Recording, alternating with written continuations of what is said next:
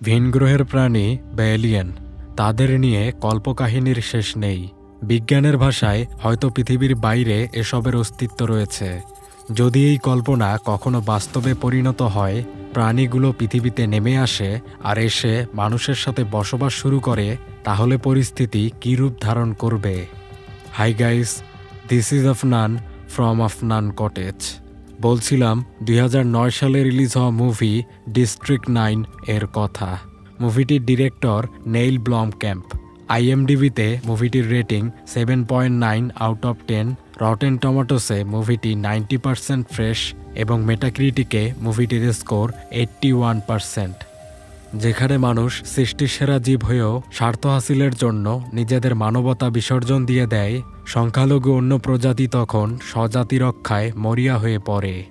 তো বলা যাক, 2009 সালে রিলিজ হওয়া সাই-ফাই অ্যাকশন থ্রিলার জনরার মুভি ডিস্ট্রিক্ট 9 এর ঘটনা প্রবাহ।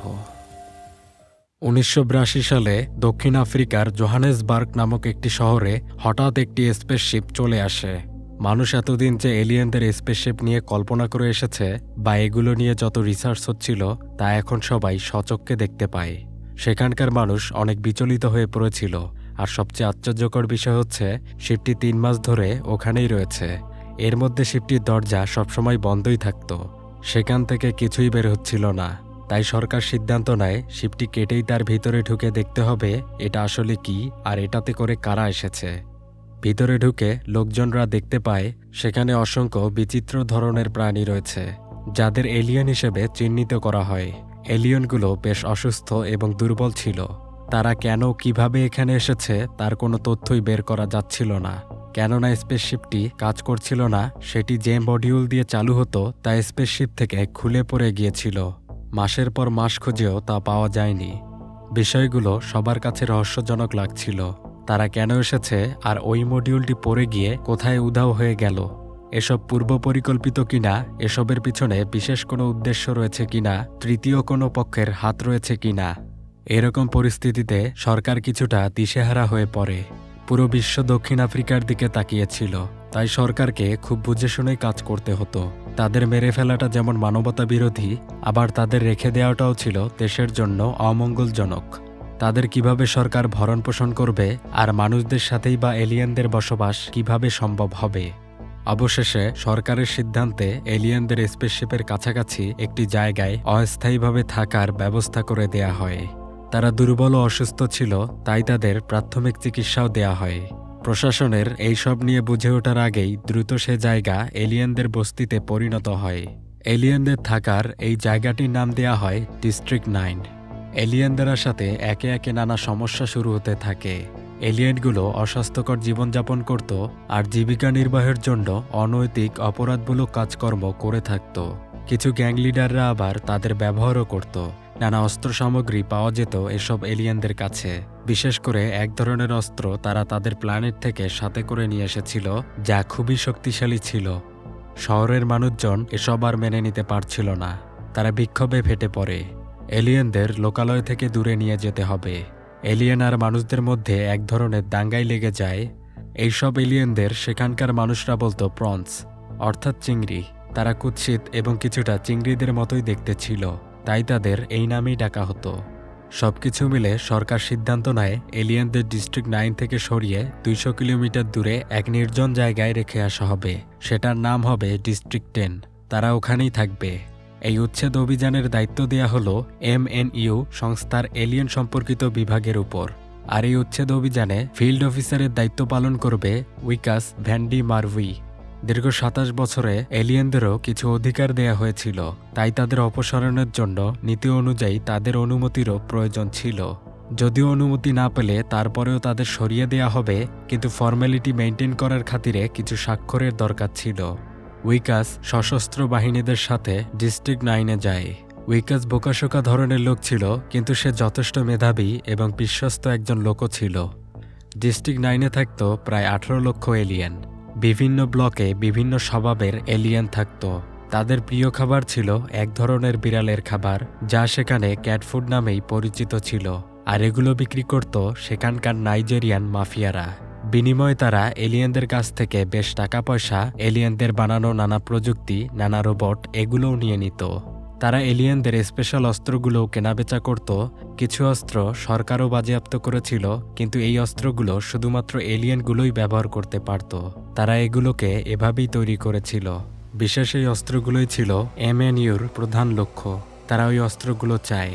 যদিও মানবিক কারণে তারা এলিয়েনদের সরাচ্ছে, কিন্তু প্রধানত তারা ওই অস্ত্রগুলো বাজেয়াপ্ত করবে। পাশাপাশি তাদের আরও একটি লক্ষ্য ছিল, তারা এলিয়েন আর মানুষদের DNA মিলিয়ে নতুন এক ধরনের প্রজাতি তৈরি করবে, যারা এই অস্ত্রগুলো চালাতে পারবে। ভবিষ্যতে তাদের দিয়ে স্পেশাল একটি ফোর্সও তৈরি করা যাবে। উইকাস এলিয়েনদের কাছে উচ্ছেদের নোটিশ নিয়ে আসে। তাদের কাছে অপসারণের স্বাক্ষরও নেয়। বেশিরভাগ এলিয়েন যদিও এতে রাজি হচ্ছিল না, তবে কিছু এলিয়েন এতে স্বাক্ষর করে দেয়। কিছু এলিয়েন নাইজেরিয়ান গ্যাংদের হয়ে কাজ করত, কিছু এলিয়েন শ্রমিক হিসেবে নিয়োজিত ছিল, আর কিছু এলিয়েন ছিল যারা এক্সপেরিমেন্টাল নানা কাজ করে থাকত। এরকমই কিছু এলিয়েন, যাদের মধ্যে একজনের নাম ক্রিস্টোফার, আবর্জনা স্তূপে তাদেরই বিশেষ কিছু যন্ত্রাংশ খুঁজছিল। ওখানকার বাচ্চা এলিয়েনটি একটি যন্ত্রাংশ খুঁজে পায়। এই যন্ত্রাংশটি তাদের এক্সপেরিমেন্টের জন্য খুবই গুরুত্বপূর্ণ ছিল। ল্যাবের মতো একটি ঘরে তারা এক্সপেরিমেন্ট করছিল। যন্ত্রাংশটি থেকে এক ধরনের তরল পদার্থ বের হয়। সেটি তাদের অন্য এক যন্ত্রে নিষ্কাশন হয়ে ফোঁটা আকারে একটি সিলিন্ডারে জমা হয়। এই জিনিসটি তৈরি করতে তাদের 20 বছর সময় লেগে গিয়েছিল। উইকাস তাদের কাছেও এসে পড়ে। এলিয়েনগুলো সিলিন্ডারটি লুকিয়ে রাখে। ক্রিস্টোফার তার বাচ্চাটি সহ পালিয়ে যায়, আর অন্য একজন বের হয়ে আসে।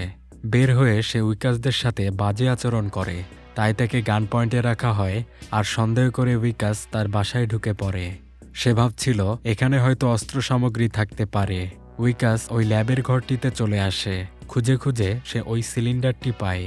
সেটার উপর চাপ দিতেই হুট করে একটি স্প্রে বের হয়। স্প্রেটি উইকাসের মুখে চলে যায়। বিদঘুটে স্বাদ ছিল সেই স্প্রেটির। পরে সিলিন্ডারটি পরীক্ষার জন্য সাথে নিয়ে নেওয়া হয়। সেখানে অনেক অস্ত্র পাওয়া যায়। অস্ত্রগুলো সম্পর্কে জিজ্ঞেস করতে উইকাস বাইরের এলিয়েনটির কাছে আসে। বলে সে অস্ত্র ব্যাপারী নাকি, তাহলে তো তাকে গ্রেপ্তার করতে হবে। তখন এলিয়েনটি উইকাসের উপর অ্যাটাক করে। তার পরপরই MNU ফোর্স সেখানে চলে আসে। এলিয়েনটিকে মেরে ফেলা হয়। উইকাস তার হাতে আঘাত পেয়েছিল, তাই তার হাত ব্যান্ডেজ করা হয়। দূর থেকে ক্রিস্টোফার লুকিয়ে সব দেখছিল। ওই স্প্রের পর থেকেই উইকাস বেশ অসুস্থ বোধ করছিল। তার নাক মুখ দিয়ে বমি হচ্ছিল, আর খাওয়ার সময় তার নাক দিয়ে কালো রক্ত বের হয়। তার হাতের নখগুলিও উঠতে শুরু করেছিল। সে বাসায় আসে। তার পদোন্নতির জন্য বাসায় একটি পার্টির আয়োজন করা হয়েছিল। তার মাথা ঘুরছিল, সে কেক কাটতে পর্যন্ত পারছিল না। সে ওখানেই সেন্সলেস হয়ে পড়ে যায়। তাকে হসপিটালে নিয়ে যাওয়া হয়। হসপিটালে ডাক্তার তার ব্যান্ডেজ খুলতেই দেখতে পায় তার হাতটি এলিয়েন হাতে রূপান্তরিত হচ্ছে। উইকাস এসব দেখে অনেক ভয় পেয়ে যায়। সে তার স্ত্রীর সাথে দেখা করতে চায়, কিন্তু ডাক্তার তাকে দেখা করতে দেয় না, উল্টো তাকে সিল করে দেয়। তাকে MNU সায়েন্টিফিক ল্যাবে নিয়ে যাওয়া হয়। সেখানে এলিয়েনদের উপর রিসার্চ চলছিল। তাদের উদ্দেশ্য ছিল ওই অস্ত্রগুলো ব্যবহার করা, যেগুলো এলিয়েনদের DNA ছাড়া অ্যাক্টিভ হয় না। আর তাছাড়া এলিয়েনদের শরীরগুলো বায়োটেকনিক্যাল নানা কাজে গুরুত্বপূর্ণ ভূমিকা রাখত। পরীক্ষা করে জানা যায় উইকাসের DNA পরিবর্তন হচ্ছে। সে এলিয়েনে রূপান্তরিত হচ্ছে। সে একসময় পুরোপুরি এলিয়েনে পরিণত হয়ে যাবে। MNU এটার সুযোগ নিতে চায়। তারা উইকাসের হাতটি ব্যবহার করে এলিয়েনদের বিশেষ অস্ত্রগুলি চালাতে সক্ষম হয়। উইকাসের যেহেতু DNA পরিবর্তন হচ্ছে, তাই তার শরীরটি তারা রিসার্চে ব্যবহার করতে পারবে। তার শরীরটি তখন এলিয়েনদের চেয়েও মূল্যবান হয়ে গিয়েছিল।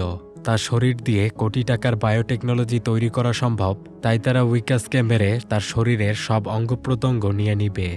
MNUর ম্যানেজিং ডিরেক্টর ছিলেন পিয়েট স্মিথ। সে উইকাসের শ্বশুরও ছিলেন, কিন্তু অর্থলোভী এই লোক লোভের কাছে তার নিজের মেয়ের জামাইকে উৎসর্গ করে দেয়। তার মেয়ে যখন উইকাসের অবস্থা জানতে চায়, তখন সে উইকাসের চিকিৎসার কথা বলে সবকিছু এড়িয়ে যায়। তাকে সব ভুলভাল বুঝিয়ে দেয়। ল্যাবে উইকাসকে বেঁধে রাখা হয়েছিল। তার বুক চিরে হাট বের করতেই ধরা হয়, আর তখনই উইকাস বাঁধন ছিঁড়ে উঠে যায়। এলিয়েন DNA মিউটেশন ঘটাতে তার শক্তি বেড়ে গিয়েছিল। সে ল্যাবের সবাইকে আহত করে সেখান থেকে পালিয়ে যায়। উইকাসকে খোঁজার দায়িত্ব দেয়া হয় MNU ফোর্সের উপর। উইকাস পালিয়ে বেড়াচ্ছিল। ক্ষুধার তাড়নায় সে রাস্তায় পড়ে থাকা খাবার খাচ্ছিল। সে তার স্ত্রীর সাথে যোগাযোগ করতে পারছিল না, তার ফোন অফ ছিল। আর বাসায় ফোন দেয়া হলে তার শাশুড়ি ফোন রিসিভ করে বাজে কথা বলছিল। সে অনেকভাবে অনেকের সাথেই যোগাযোগ করার চেষ্টা করে, কিন্তু কেউই তার সাহায্যের জন্য এগিয়ে আসে না। কেননা খবরে ছড়িয়ে দেয়া হয়েছিল উইকাস একটি এলিয়েনের সাথে যৌন সম্পর্ক করে এলিয়েনে রূপান্তরিত হচ্ছে। উদ্ভট এই নিউজে সবাই আতঙ্কে পড়ে গিয়েছিল। উইকাস দোকানে খাবার নিতে গিয়ে এটি দেখতে পায়। সে ওখান থেকে খাবার নিয়ে পালিয়ে যায়। জীবনের এক করুণ পরিণতি নিয়ে পালিয়ে বেড়াচ্ছিল উইকাস, আর তার শরীরটি হয়ে উঠেছিল ব্যবসার জন্য মহামূল্যবান এক বস্তুতে। উইকাস বুঝতে পারে শহরের কোনো জায়গাতেই সে নিরাপদ নয়, তাই সে এলিয়েনদের কাছে ডিস্ট্রিক্ট 9-এই যায়। সেখানে গিয়ে লুকায়। পরের সকালে তার স্ত্রী কল করে। উইকাস তাকে বোঝানোর চেষ্টা করে খবরে যা বলা হচ্ছে তা সম্পূর্ণ মিথ্যা। তার বাবা তার বিরুদ্ধে রয়েছে, তাদের কাছে এখন সে শুধুমাত্র একটি টাকার খনি, তাই এসব হচ্ছে। তার স্ত্রী বলে, এটা তো সত্য, তুমি এলিয়েনে পরিণত হচ্ছ, তোমাকে কেউ আর মেনে নিতে পারবে না। উইকাস বলে, আস্থা রাখো, আমি ঠিক হয়ে যাব, আমি আবার তোমার সাথে থাকতে পারবো, সংসার করতে পারবো। তার স্ত্রী অনেক দুঃখী ছিল, কিন্তু সে বলে তাকে তার কাছে না আসতে। উইকাস অনেক কষ্ট পায়। সে তার ওই হাত কেটে ফেলতে চায়, কিন্তু পারে না। রীতিমতো ডিস্ট্রিক্ট 9-এর উপর দিয়েও MNU ফোর্স টহল দিয়ে যাচ্ছিল। উইকাস একটি বাসায় এসে লুকায়। ওখানে তার ওই এলিয়েন অর্থাৎ ক্রিস্টোফারের সাথে দেখা হয়, যে ওই স্প্রেটি তৈরি করেছিল। উইকাস তার কাছে সাহায্য চায়, সে ওখানে লুকাতে চায়। উইকাস সেখানে সেন্সলেস হয়ে যায়। উইকাসের এই অবস্থা দেখে ক্রিস্টোফার বুঝতে পারে তার মধ্যে DNA মিউটেশন ঘটেছে। সে তাকে লুকিয়ে দেয়। সেন্স ফিল্ডে উইকাস দেখে তাকে নিচের একটি গুপ্ত ঘরে লুকিয়ে রাখা হয়েছে। ক্রিস্টোফার বলে, স্প্রেটি কোথায়? উইকাস বলে সেটি সে জব্দ করে MNU-কে দিয়েছিল, যেটা এখন ল্যাবে রয়েছে। ক্রিস্টোফার জানায় ওটির কারণেই আসলে উইকাসের এমনটা হয়েছে। উইকাস আশপাশ তাকিয়ে দেখে সে আসলে ছোট এক ধরনের স্পেসশিপে রয়েছে। এটি সে মডিউল যা প্রধান স্পেসশিপ থেকে বহু বছর আগে পড়ে গিয়েছিল, যা অনেক খুঁজেও MNU পায়নি। উইকাস জানতে পারে তারা এখানে এই মডিউলটির জন্য জ্বালানি তৈরি করছে। জব্দ করা ওই স্প্রেটি ছিল আসলে এই মডিউলটির জ্বালানি, যা তারা দীর্ঘ 20 বছর ধরে সবার চোখের আড়ালে তৈরি করে এসেছিল। এক পর্যায়ে ক্রিস্টোফার বলে সে উইকাসকে ঠিক করে দিতে পারবে। উইকাস অনেক উত্তেজিত হয়ে পড়ে। সে বলে, যা দরকার তুমি করো, প্লিজ আমাকে ঠিক করে দাও। ক্রিস্টোফার বলে, তোমাকে ঠিক করতে হলে তোমাকে প্রধান স্পেসশিপে নিয়ে যেতে হবে, যেটা আকাশে ভেসে আছে। আর ওখানে যেতে হলে আমাদের এই শিপটি ব্যবহার করতে হবে। কিন্তু এই শিপটি চালানোর জন্য ওই তরল স্প্রেটির দরকার, যা তুমি জব্দ করে MNU-কে দিয়েছিলে। নতুন করে আবার জ্বালানি তৈরি করা সম্ভব নয়, এতে অনেক সময় লেগে যাবে। তাই MNU থেকেই ওই স্প্রে সিলিন্ডারটি নিয়ে আসতে হবে।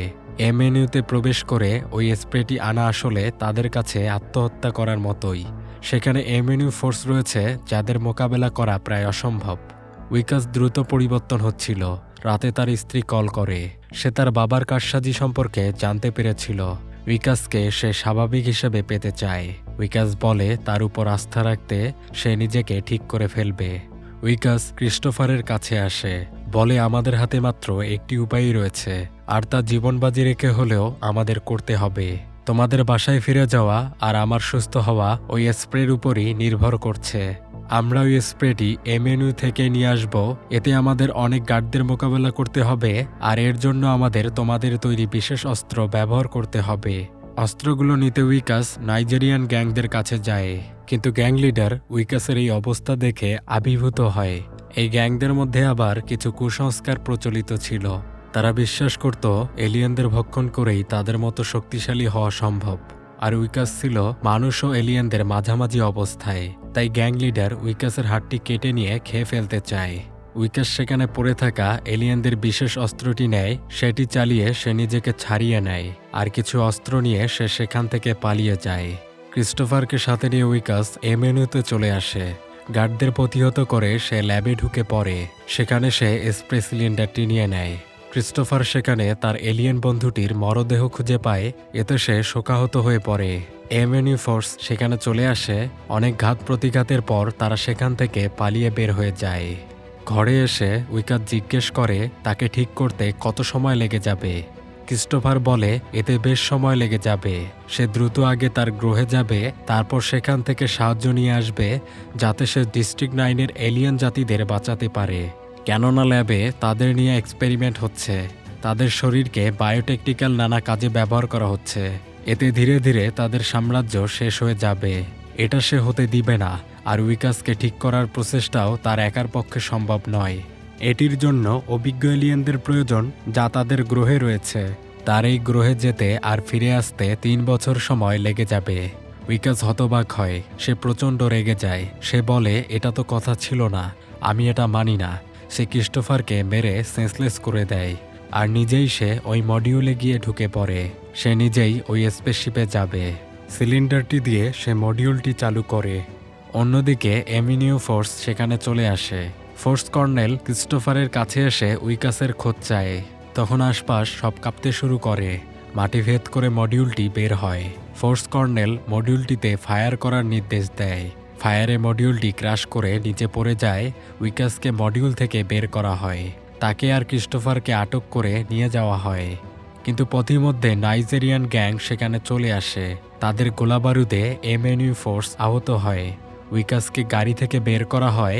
তাকে ধরে গ্যাং লিডারের কাছে নিয়ে যাওয়া হয়। তার হাতটি কেটে ফেলা হবে, সেটি সেখানে ভক্ষণ করা হবে। এইদিকে আবার সেখানে এমএনইউ ফোর্সের ব্যাকআপও চলে এসেছিল। এমএনইউ ফোর্সের সাথে নাইজেরিয়ান গ্যাংদের সংঘর্ষ হচ্ছিল। অন্যদিকে ক্রিস্টোফারের বাচ্চা এলিয়েনটি মডিউল থেকে অপারেট করছিল। সে গ্যাংদের মেম্বারদের কাছে থাকা একটি শক্তিশালী রোবটকে অ্যাক্টিভ করে ফেলে। রোবটটি গ্যাংয়ের সবাইকে মেরে ফেলে। উইকাস আশপাশ দেখে বুঝে পরিস্থিতি রণক্ষেত্রে পরিণত হয়েছে। তার সামনে এসে রোবটটি খুলে যায়। উইকাস তখন রোবটটিতে উঠে পড়ে। এদিকে স্পেসশিপটিও অ্যাক্টিভ হয়ে গিয়েছিল। সেটি ওই মডিউলটির উপরে চলে আসতে থাকে। উইকাস রোবট নিয়ে বের হয়। সে ওখান থেকে পালিয়ে যাচ্ছিল। এমএনইউ ফোর্স ক্রিস্টোফারকে মেরে ফেলতে চায়। উইকাস এটা শুনতে পায়। সে ভাবে ক্রিস্টোফারই তার একমাত্র ভরসা, তাকে এভাবে মেরে ফেলতে দেয়া যাবে না। উইকাস ফিরে আসে। সে ক্রিস্টোফারকে ফোর্সের হাত থেকে ছাড়িয়ে নেয়। উইকাস বলে, আমি তোমাকে প্রধান শিপে নিয়ে যাব, যেখানে তোমার বাচ্চা রয়েছে। যদিও ক্রিস্টোফারের মনোবল ছিল না, কিন্তু উইকাস তাকে ব্যাকআপ দিয়ে নিয়ে যাচ্ছিল। পথে অনেক ইউএন ফোর্স চলে আসে। তারা গোলাবারুদ চালাচ্ছিল। সংঘর্ষে রোবটটি আহত হয়। কিন্তু উইকাস থেমে যাবে না। ফোর্সের অনেককে মেরে সে অবশেষে ক্রিস্টোফারকে শিপের দিকে পাঠিয়ে দেয়। ক্রিস্টোফার উইকাসকেও নিয়ে যেতে চাচ্ছিল, কিন্তু উইকাস বলে, আমি এখানে থেকে এমএনইউকে আটকাচ্ছি। তুমি দ্রুত শিপে যাও, আর দ্রুত আমার চিকিৎসা নিয়ে ফিরে আসো। ক্রিস্টোফার বলে, আমি যাচ্ছি, কিন্তু প্রতিজ্ঞা করছি আমি তোমাকে সুস্থ করতে ফিরে আসবই। উইকাস একে একে এমএনইউ ফোর্সকে প্রতিহত করছিল। সে তার ভরসা নষ্ট হতে দিবে না। ক্রিস্টোফার সেই মডিউলটিতে চলে আসে। মডিউলটি প্রধান শিপে উঠে যাচ্ছিল। ফোর্স কর্নেল সেটিকে বাজুকা দিয়ে উড়িয়ে দিতে চায়, কিন্তু উইকাস সেটি আটকিয়ে দেয়। এতে রোবটটি পুরোপুরি ক্ষতিগ্রস্ত হয়। উইকাস সেটা থেকে বেরিয়ে আসে। কর্নেল উইকাসের কাছে আসে। তাকে বলে, আমি এবার বুঝতে পেরেছি তুমি কেন এত সবার কাছে মূল্যবান হয়ে উঠেছ। তুমি একাই আমার পুরো ফোর্সকে শেষ করে দিয়েছ, তাই আমি তোমাকে বাঁচিয়ে রাখব না। সে উইকাসকে মেরে ফেলতেই ধরে, আর তখন ওখানে অন্য সব এলিয়েনরা চলে আসে। তারা কর্নেলকে মেরে উইকাসকে বাঁচিয়ে নেয়। স্পেসশিপটি চালু হয়। সেটি তার গ্রহে ফিরে যেতে থাকে। অসংখ্য মানুষের সমাগম সে জায়গায়। দীর্ঘ 27 বছর পর স্পেসশিপটি সেই স্থান থেকে চলে যাচ্ছে। উইকাস ক্রিস্টোফারকে তার গ্রহে পাঠাতে সক্ষম হয়েছে। উইকাসকে সর্বশেষ এই অবস্থাতেই দেখা গিয়েছিল। পরে তার কোনো খোঁজ পাওয়া যায়নি। এইসব ঘটনায় উইকাসের কলিগরা এমএনইউর আড়ালে করে যাওয়া এক্সপেরিমেন্টগুলো ফাঁস করে দেয়। এতে এমএনইউর সেই সব কাজে বাধা চলে আসে। ডিস্ট্রিক্ট 9 থেকে এলিয়েনদের পরে সরিয়ে ডিস্ট্রিক্ট 10-এ স্থানান্তর করা হয়েছিল। তাদের জনসংখ্যা এখন 25 লাখ পেরিয়েছে। উইকাস তার স্ত্রীকে খুব ভালোবাসত। তার স্ত্রী প্রায় প্রতিদিনই বাসার বাইরে একটি করে প্লাস্টিকের ফুল পেত। সে ভাবত হয়তো এগুলো উইকাসই ফেলে রেখে যায়, কিন্তু আদৌ সে বেঁচে আছে কিনা কেউ জানে না। উইকাস বেঁচে আছে। সে আশায় রয়েছে ক্রিস্টোফার একদিন ফিরে আসবে আর তাকে আবার সুস্থ স্বাভাবিক মানুষ বানিয়ে দিবে।